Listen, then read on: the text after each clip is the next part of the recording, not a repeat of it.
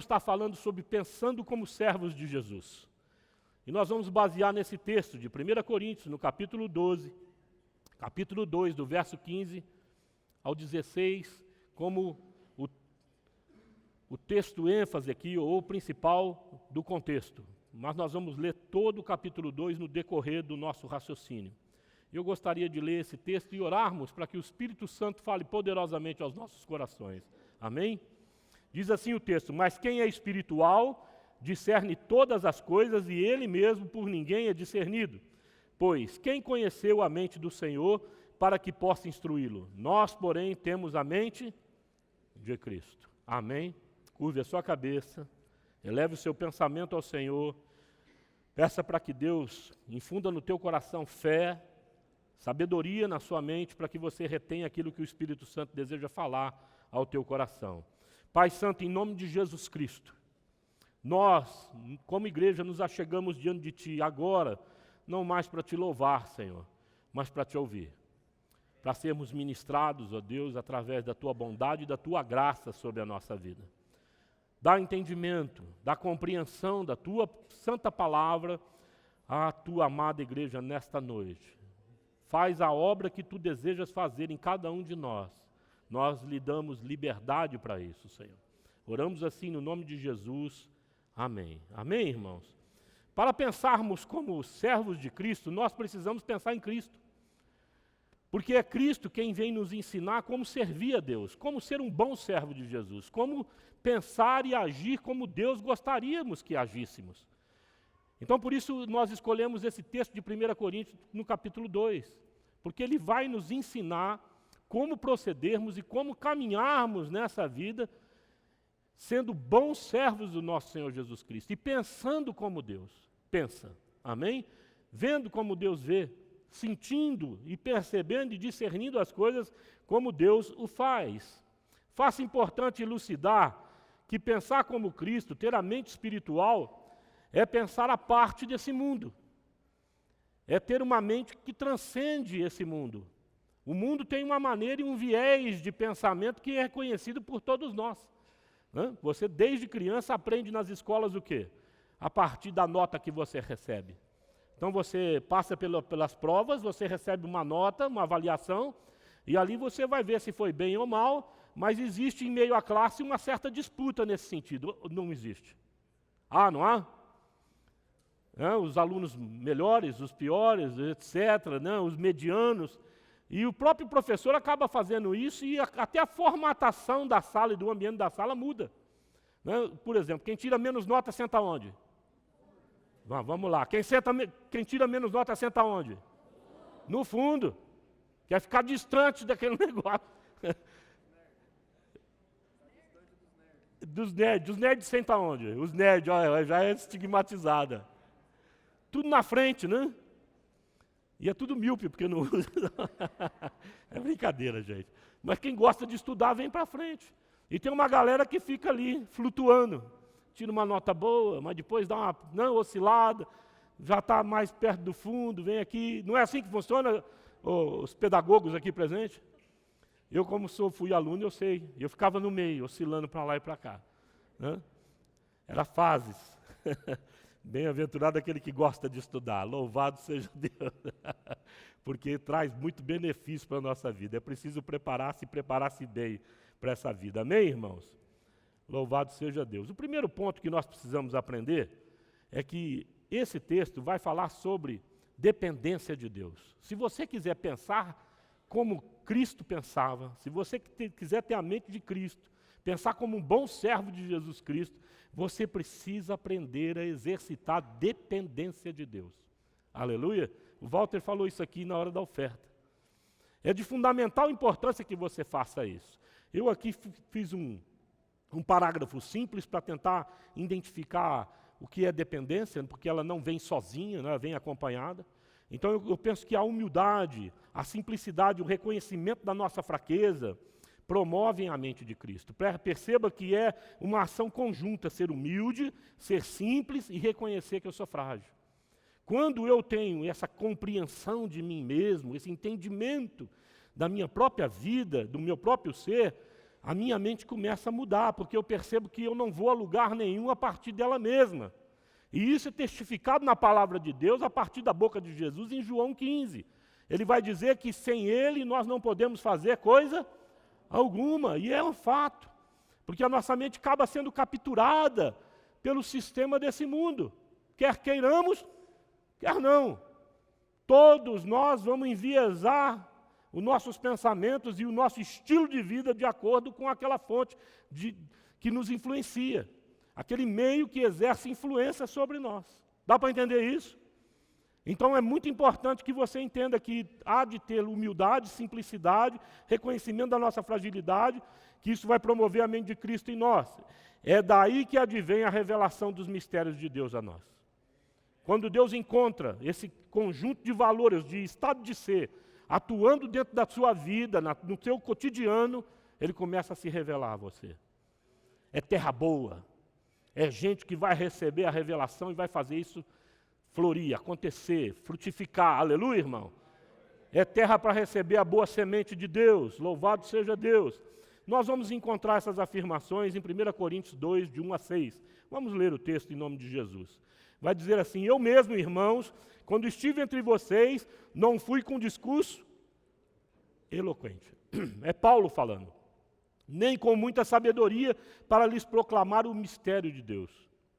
Pois decidi nada saber entre vocês, a não ser Jesus e este crucificado. Paulo está dizendo assim, tudo que eu sei, tudo que eu aprendi, toda a minha formação, a minha capacidade intelectual, eu deixei de lado, para que vocês não ficassem iludidos ou aprisionados a ela, para pregar Jesus e esse crucificado, que ao mundo e para o mundo é sinônimo de fracasso, fraqueza, de morte, de derrota, mas para nós, louvado seja Deus, aleluia, sinônimo de vitória, louvado seja o Senhor. E ele continua, e foi com fraqueza, temor e muito tremor que estive entre vocês. Minha mensagem, minha pregação não consistiram de palavras persuasivas de sabedoria, mas consistiram de demonstração do poder do Espírito, para que a fé que vocês têm não se baseasse na sabedoria humana, mas no poder de Deus. Entretanto, falamos de sabedoria entre os maduros, mas não da sabedoria desta era ou dos poderosos dessa era, que estão sendo reduzidos a nada. Amém? Primeiro, os humildes. Eles não procuram a glória de si mesmos. Eles não procuram sair bem na foto, vamos dizer assim. Eles não procuram ser interpretados por as pessoas que andam com eles como aquele que faz a diferença para a vida das pessoas, mas tão somente como servos submissos para fazerem a vontade de Deus. Aleluia, irmão? Nós vamos ver isso em João Batista. João Batista, em João, no capítulo 3, ele vai dizer que é necessário que ele diminua para que Jesus cresça. O mesmo sentimento, o estado de ser, estava em Cristo Jesus, e nós lemos em Filipenses no capítulo 2, que ele esvaziou-se de si mesmo. Ou seja, mesmo sendo Deus, não se aferrou, não se apoderou, não se apropriou de falar que era Deus, mas antes considerou servo dos servos. Foi criado menor que os homens, foi gerado menor que os homens, menor que os anjos e de igual modo que nós todos, para nos dar exemplo de como um servo de Deus deve proceder e andar nessa terra. Então há um sentimento que deva nortear o seu coração enquanto buscando ter a mente de um bom servo. Irmãos, seja humilde, busque glorificar a Deus na sua vida e não ser a glória dentro do processo. E não você reter essa coisa de reconhecimento, de vaidade, de que o meu dom, o meu ministério, meu irmão, nós nada somos. Tudo que somos e temos, somos em função de Deus e recebemos por causa da graça do nosso Deus. Aleluia? É Deus que nos confiou. Nós nada podemos sem Deus. Isso é um fato. Sabedoria acadêmica, eu gostaria de tocar nisso, porque não quero aqui passar para vocês a impressão de que o texto e a própria palavra de Deus desmerece isso. Muito pelo contrário. É muito importante que sejamos obreiros aprovados, que manejam bem a palavra da verdade. Amém? Isso é a instrução do apóstolo Paulo. Então você deve buscar conhecimento, sim, mas você não deve, em hipótese nenhuma, limitar o reino de Deus na sua própria sabedoria, na sua própria razão. Nós entendemos que nosso chamado no Senhor é para apresentarmos a nossa vida como um sacrifício racional, um sacrifício baseado na razão. Amém? Tendo consciência da nossa limitação, de que nós não podemos mensurar 2 minutos daqui para frente, nós não temos condição de fazer isso, que sem Deus nós não podemos fazer coisa alguma, ninguém sabe o que vai ser do amanhã, só Deus. Temos que ter a consciência de que a palavra nos ensina que nós somos como uma neblina, que ela sai e daqui a pouco desaparece, como a relva que daqui a pouco ela começa a secar e morre. É rápida a nossa vida. Nós somos peregrinos nessa terra. E com esse tipo de consciência nós precisamos entender, em nome de Jesus, que a sabedoria que prevalece é a de Deus. E a Bíblia fala que se você precisa dessa sabedoria, e todos nós precisamos, busque no Senhor que Ele vos dá liberalmente. De graça. E eu penso que Deus o faz assim porque nós temos uma certa dificuldade de nortearmos a nossa vida a partir da mente de Cristo, porque ela é desafiadora. Há circunstâncias que nos colocam contra a parede. Há adversidades que vêm sobre a família, sobre a nossa vida, que nós ficamos desacreditados se Deus vai efetivamente pôr a mão. Todos nós entramos num momento de dúvida. Eu queria te desafiar nessa noite em nome de Jesus, a você hoje olhar para si mesmo e responder o que você pode fazer mediante essa grande adversidade e esse problema que assombra a tua vida. Humanamente falando, você acha que você resolve de fato? Mas nós tentamos e não tentamos e ficamos ali pelejando. Confia no Senhor em nome de Jesus. Ele tudo pode fazer a favor de nós. E amados, isso se aplica às pessoas que andam conosco. Há problemas complexos dentro de famílias. Toda família tem complexidades que fogem à nossa capacidade de administrar. Não é verdade? Eu não sei. E eu posso falar com muita certeza, porque eu conheço muitas famílias. Não sei se é o seu caso, mas família, casamento, filho, só muda de endereço. Porque, na verdade, meu irmão, vai ter problema em todas elas. Todas as casas têm problema. Tem ou não tem? E alguns deles você olha e fala assim, meu pai, só o Senhor na causa. Não é? Eu não aguento mais esse negócio. Mas Deus amado pode fazer algo ali. E através de você, usando a sua vida com sabedoria. Amém? Dando a você raciocínio, dando a você discernimento e palavras. E ainda dando a você a capacidade de colocar essas palavras em bom tempo. No tempo certo. Aonde essas pessoas e esses problemas somem, e essas pessoas são curadas. Amém? Inclusive a nossa própria vida. Quando aquele problemaço, você vê ele ser solucionado dentro da sua vida, como é que você se sente? Dentro de casa. Deus é poderoso. Louvado seja. Vou dar testemunho. Não é? Ô glória, é isso mesmo, ô glória. É assim que a gente fica. Porque Deus quer que nós saibamos que é Ele que coloca a mão. Então, amados, sabedoria em Deus, ela requer que você saiba que você pode aprender a Bíblia de cor e salteado, que você pode se esmerar, mas se você reter essa palavra tão somente na mente, não fazer ela migrar para o teu coração, para os teus pés, para o seu cotidiano, não vai acontecer coisa alguma. Vai ser um exercício infrutífero. Porque só vai funcionar efetivamente a palavra de Deus quando ela encontra um bom coração, quando ela encontra uma pessoa que deseja praticar a palavra. Não sejais tão somente ouvintes da palavra, mas sejais o quê? Praticantes. Nós não podemos só ouvir, só conhecer. Nós precisamos colocá-lo em prática. Aleluia! Louvado seja Deus. Isso é sinônimo de sabedoria na palavra de Deus. Quem pratica a palavra de Deus conhece a Deus como ninguém. Segundo ponto, viver sob revelação de Deus. Primeiro, aprender a viver na dependência de Deus. Deus vai fazer tudo o que você precisa, amém? Segundo, viver sob a revelação. Fiz também aqui um parágrafo que diz assim: a limitação dos nossos olhos, ouvidos e mentes não permite que tenhamos compreensão e discernimento da complexidade dos mistérios de Deus. Só o Espírito Santo faz para aqueles que amam a Deus. Põe na cabeça de uma vez por todas. Não dá para você pegar São Paulo e colocar dentro de Ribeirão Preto. Imagine você pegar Deus infinito, todo-poderoso, e colocar na mente de gente finita. Não tem jeito. Não há como. Ninguém discerne a largura, a profundidade da palavra e da vontade de Deus. Ninguém discerne e sabe explicar adequadamente, 100%. Deus, amado, não existe isso.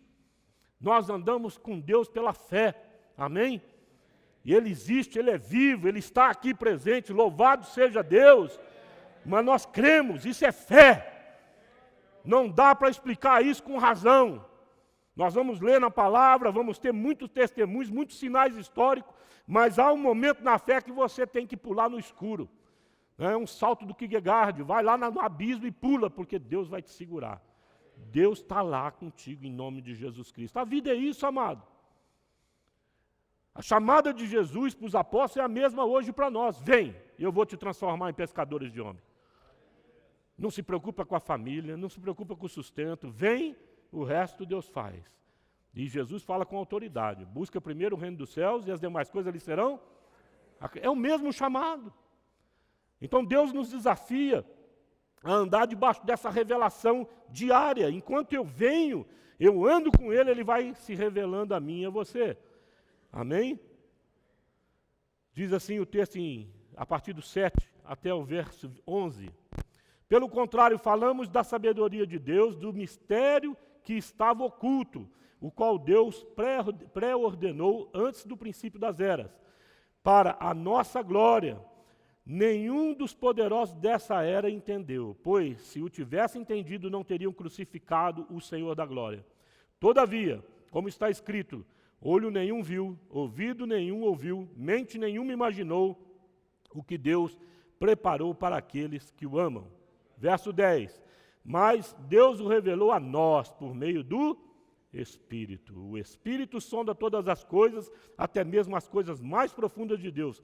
Pois quem dentre os homens conhecem as coisas do homem, a não ser o Espírito do homem, que nele está. Da mesma forma, ninguém conhece as coisas de Deus, a não ser o Espírito de Deus. E se o Espírito de Deus habita em mim e em você, Ele revela aquilo que é vontade de Deus.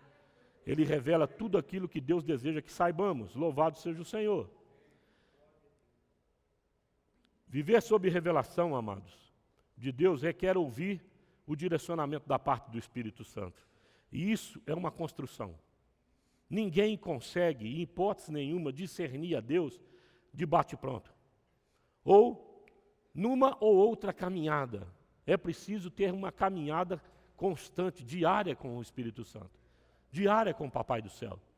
É preciso manter diálogo com o Senhor. Ser interativo com Ele no seu cotidiano, em tudo que você faz e pensa. Quando nós procedemos assim, como um casal. Um casal lá faz aliança, vai para casa depois de namorados, lá namorou, sei lá. Quem foi o que deu mais canseira na namorada aqui? 5 anos, vamos ver. Não, tem gente que demora até 10 anos para casar, tem uma dúvida, velho. Não sei se é dúvida, se é medo, não sei o que acontece. Tem gente que não casou até hoje. Amados, casamento você chega, leva lá a namorada para casa. Conta para mim, ó. Olha aqui. Como é que foi o diálogo depois da aliança? Levantou de manhã, tal, bacana. Passou 1 ano, 2 anos, 3. Como é que está o diálogo? Amorzinho, que lindo, que você está cheiroso. Fala sério, deixa eu ouvir você. Isso é o Espírito Santo, irmão. Mas há uma coisa muito curiosa. Nós passamos por esse negócio de transformação, né? A princesa vai, ou então o príncipe vai, o cara vira sapo e ela vira onça. Rosna, tal. É um período de adaptação. Mas a tendência é nós chegarmos num tempo de conhecimento e de equilíbrio, não é verdade? E aí você começa a usufruir melhor do relacionamento. Começa a conhecer de verdade, né? E se você observar bem, louvado seja Deus, que assim o seja, você olha para o seu cônjuge, né? Sua mulher, o seu marido, e fala, e não é que ele é da minha medida?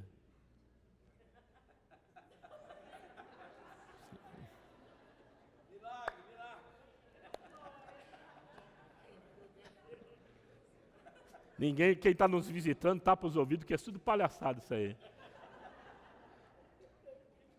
Te dou testemunho. Eu falei pela manhã que eu era mais novinho, né? Ex-jogador de futebol, abdômen tanquinho, cabeludo.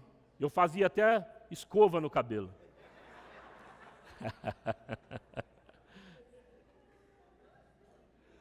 Mas a Tina diz que ela me ama mais hoje do que me amava antes. E eu olho para o espelho, a minha tendência é duvidar. Mas não é isso. É porque a gente aprendeu a se conhecer. A caminhada diária, o enfrentamento das adversidades, o desafio da responsabilidade de educar filhos, de manter o sustento dentro de casa, de conduzir essa família para um pensamento e para um estado de ser bacana, né? Fez com que a gente se unisse, no sentido de fazer essa construção. Quando nós fazemos isso com o Espírito Santo, diariamente, você vai perceber, sem mais, sem menos, andando pelo caminho, e de repente dá aquele toque, lá no fundo do teu coração, você fala assim, Senhor, eu já entendi. Eu sei o que o Senhor quer de mim. Amém? Porque a amizade vai ficando tão estreita, que você já percebe o que Ele quer da tua vida, sem ao menos Ele falar. Só por um toque, um sentimento, ou então uma situação que você vê, Ele te dá uma cutucada assim e fala, psiu. Ele fala, já percebi, Senhor. Obrigado. O Senhor é bom demais para mim. Eu e a Tina saímos essa semana passada e fomos para Brasília, lá sentar com o nosso mestre, né, o Edson Gouveia, ele é uma bênção na nossa vida, e também participarmos de um evento, mas fomos lá para buscar uma resposta de Deus, para Deus falar conosco. Se você perguntar, pastor, falou diretamente com vocês? Não. Não veio assim um profeta, não veio nada disso. Mas um irmão trouxe uma palavra no último dia, e uma palavra sensacional. No primeiro momento eu falei, ele me perdeu, eu vou embora, não aguento mais ouvir esse cara. Né, porque estava demais, estava ruim demais o negócio, estava batendo em todo mundo, ele estava desabafando. E eu falei, rapaz, esse homem está com uma catarse aqui, né? Aí eu olhei, ele parou, de repente foi, vou dar meu testemunho, pronto. Deu o testemunho dele, Deus falou conosco absurdamente. E aquele negócio do testemunho estava fora da pauta, eu acho que ele não tinha preparado aquilo. E ele deu o testemunho, eu falei, pô, eu e a Tina, nós não precisamos falar nada para o outro. Ela fez assim para mim, eu falei, pá, falou com a gente, nós já temos a resposta de Deus. Aleluia, irmão. Isso é o que acontece nessa caminhada, quando nós estamos construindo um relacionamento. Então, se você quiser pensar como um bom servo de Jesus Cristo, construa um relacionamento sólido, pontual, diário, de comunicação com o Espírito Santo de Deus, através de oração, através de reflexão, através de um desabafo. Fala, ô pai, e aí? Me deixou sozinho nessa? Você vai perceber que daqui a pouco ele te dá um toque, estou contigo. Amém? Hashtag estamos juntos. Terceiro ponto, viver em comunhão com os santos. A comunhão interativa com os santos possibilita compartilharmos e sermos edificados através dos dons e revelações da parte do Espírito. É de fundamental importância que você saia do gueto. Você precisa, em nome de Jesus, ter comunhão com os seus irmãos em Cristo. Não dá para servir a Deus domingueiramente falando. Não dá para servir a Deus ilhado na sua casa. Você precisa compartilhar a sua vida. Porque você tem dons espirituais. Deus deu a você. E os seus irmãos têm dons que você precisa deles. Necessita deles, da ação desses dons. Para ser também edificada, para ser também curado. No nome de Jesus, amado. Então você precisa buscar urgentemente, vai no pastor Andrade, busca aí onde tem células, busca informação para se encaixar num grupo. Ah, pastor, não dá, eu poderia receber um grupo na minha casa. Irmãos, abram a vossa vida para a comunhão. Por isso que eu disse antes para os homens, venha nos homens valentes. Venha para ter comunhão com os homens. Eu disse pela manhã que o pastor Inhalze me deu aula em 92, 93. E ele dizia para a classe que nós devemos andar com homens mais maduros, mais experientes, mais sábios do que nós, para que nós possamos agregar na nossa vida aquilo que Deus já tem ensinado a eles. Nós atalhamos o caminho. Agora, o isolamento, ao contrário disso, faz nós ficarmos embotados, aprisionados e circunscritos dentro da nossa própria visão, a nossa própria percepção.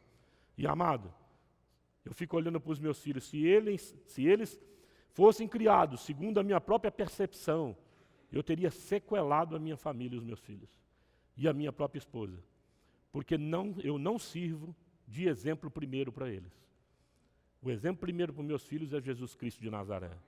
Amém? E o meu exemplo para eles é de como eu sirvo Jesus. Foi isso que Paulo disse aos seus discípulos. Sejam os meus imitadores como eu sou de Cristo. Louvado seja o Senhor. Então é preciso ter comunhão. Por isso Jesus chamou os 12 e andou com eles 3 anos, em comunhão efetiva e interativa. Verso 12. Nós, porém, não recebemos o Espírito do mundo. Aleluias. Amém, irmão? Mas o Espírito procedente de Deus, para que entendamos as coisas de Deus, nos tem dado gratuitamente. Delas também falamos, não com palavras ensinadas pela sabedoria humana, mas com palavras ensinadas pelo Espírito, interpretando verdades espirituais para os que são espirituais. Verso 14. Quem não tem o Espírito não aceita as coisas que vêm do Espírito de Deus, pois lhes são loucura, e não é capaz de entendê-las, porque elas são discernidas espiritualmente. Verso 15. Mas quem é espiritual discerne todas as coisas, e eles mesmos por ninguém é discernidos, pois quem conheceu a mente do Senhor que o possa instruí-lo? Nós, porém, temos a mente de Cristo. Perceba que o texto, principalmente o verso 13, vai colocar a espiritualidade em alta. Delas também falamos, não com palavras ensinadas pela sabedoria humana, mas com palavras ensinadas pelo Espírito, interpretando verdades espirituais para os que são espirituais. Amém? A ênfase é toda direcionada para a ação do Espírito Santo. Quando nós temos um problema, quando nós temos um temor, quando nós estamos enrascados em algumas coisas, ou enroscados, embaralhados ali, né? Nós precisamos buscar pessoas espirituais. Nós estávamos falando para os jovens algum tempo atrás sobre amizades, né, celestiais, né, e amigos vampiros, né, amigos que só chupam o sangue, só quer ver, né, você se diminuir, e amigos celestiais que quer ver você crescer, quer ver você se parecer mais com Jesus Cristo. É fundamental que você tenha esses amigos. Se cerque desses amigos, pessoas que te amam, pessoas que querem ver o teu bem, pessoas que investem na sua vida, pessoas que acreditam de fato que você é obra de Deus, amado. E que tem algo para ensinar para eles, porque eles te respeitam. Amém? Porque a palavra de Deus norteia todos os relacionamentos interpessoais nossos, a partir do estado de ser, de considerar o outro como sendo superior a mim mesmo, ou a nós mesmos. Então, quando você se relaciona com o outro, você se relaciona já discernindo ele como tendo algo superior a você mesmo, como sendo alguém superior a nós. Ou seja, esse relacionamento é marcado pelo respeito, pela dignidade. Amém? Não é um relacionamento do mestre para com o seu discípulo, em desconsideração para com aquele como que ele não tivesse nada para ensinar, nada para agregar no relacionamento. De jeito nenhum. O relacionamento que Deus estabeleceu foi de respeito. Esse que ensina, observa na vida daquele outro o que ele não tem. Amém? O que ele necessita. O Andrade deu um testemunho bacana hoje na sala de aula para os nossos líderes, falando de uma pessoa que tinha dificuldade de largar do vício do cigarro. E era um homem de Deus já, e ele se trancava no banheiro. E um certo dia, ele entrou no banheiro e fumou, e a hora que ele saiu, quem estava na porta? A netinha, né? A netinha olhou, vô, o que o senhor estava fazendo no banheiro? Ah, nada não, vô, Deus está vendo.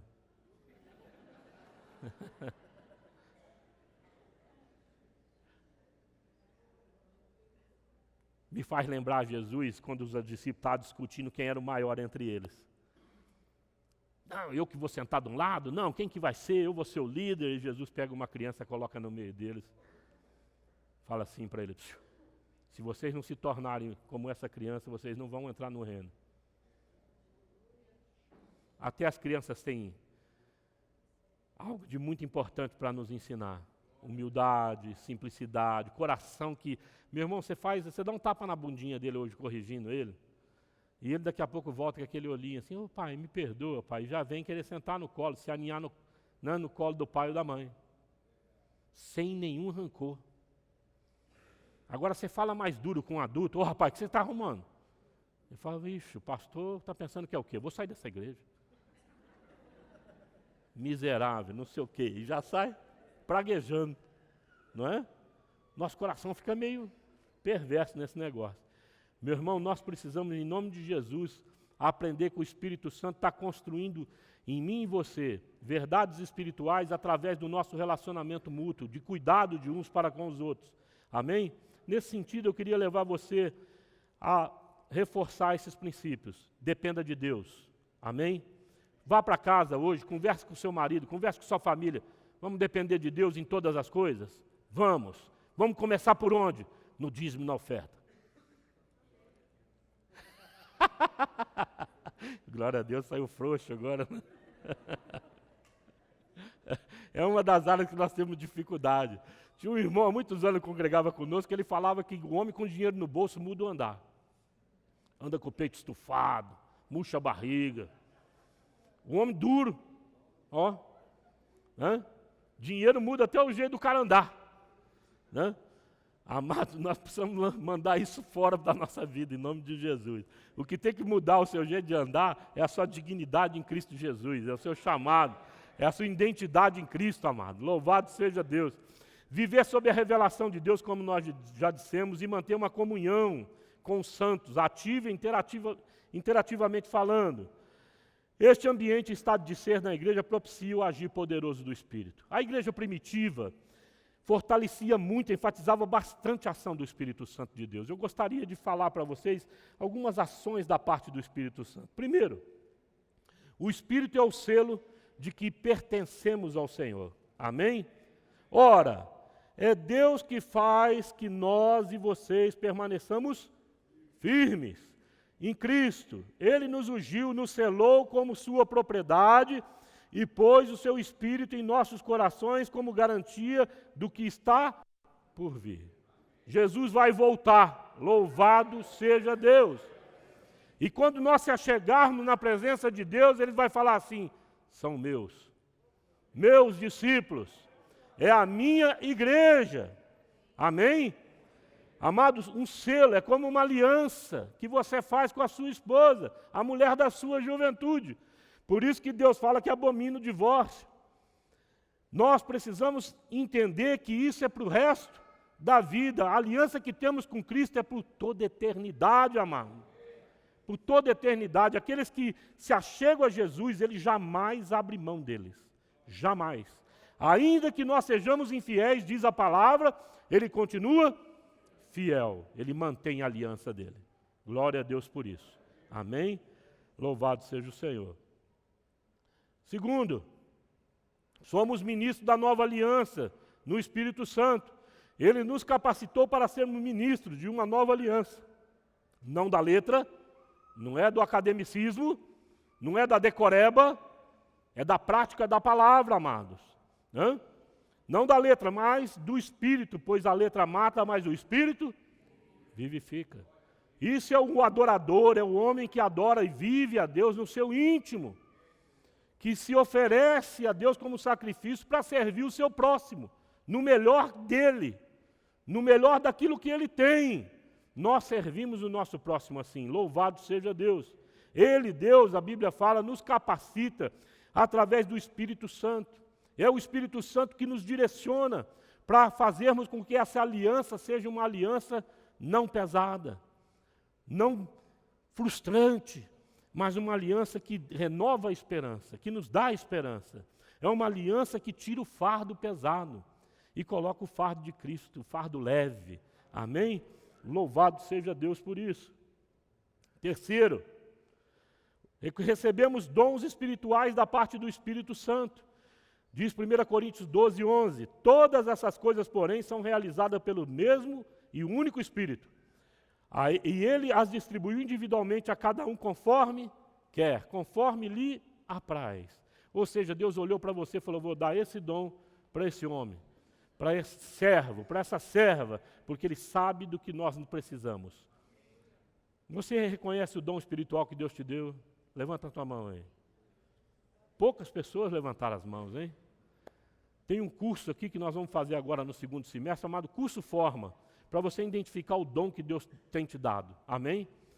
Você procure que logo, logo nós vamos lançar a inscrição, nesse próximo mês já, né, Marco?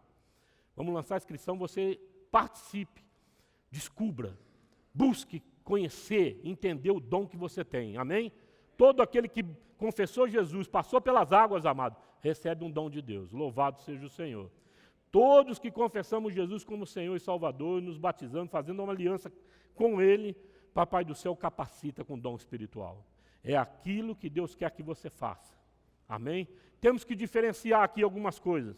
Primeiro, talento é diferente de dom. Amém? Então a pessoa às vezes canta bem, a pessoa toca bem, né? São talentos que a pessoa tem. Tá certo? Então não é aquela, poxa, eu toco, eu sou levita, né? Recebi de Deus isso. E tem habilidades que nós também temos que é diferente de dom. Dom é um viés sobrenatural, amado. É um viés onde Deus tramita na sua vida e o poder de Deus passa como um dínamo, como uma bomba, e alcança o objetivo que Deus quer naquela situação, naquelas circunstâncias e na vida daquelas pessoas que Deus coloca na sua frente. Amém, irmão? Para você ser bênção na vida delas. Louvado seja Deus. Quarto, para pensar como servos é preciso receber o Espírito Santo. Os apóstolos chegaram, Apolo saiu para Corinto e Paulo foi atravessando, conforme diz o texto, regiões altas, chegou a Éfeso. Ali encontrou alguns discípulos e lhes perguntou, vocês receberam o Espírito Santo quando creram? Eles responderam, não, nem sequer ouvimos que existe o Espírito Santo. Ou seja, os apóstolos davam ênfase na habitação e no agir do Espírito Santo de Deus.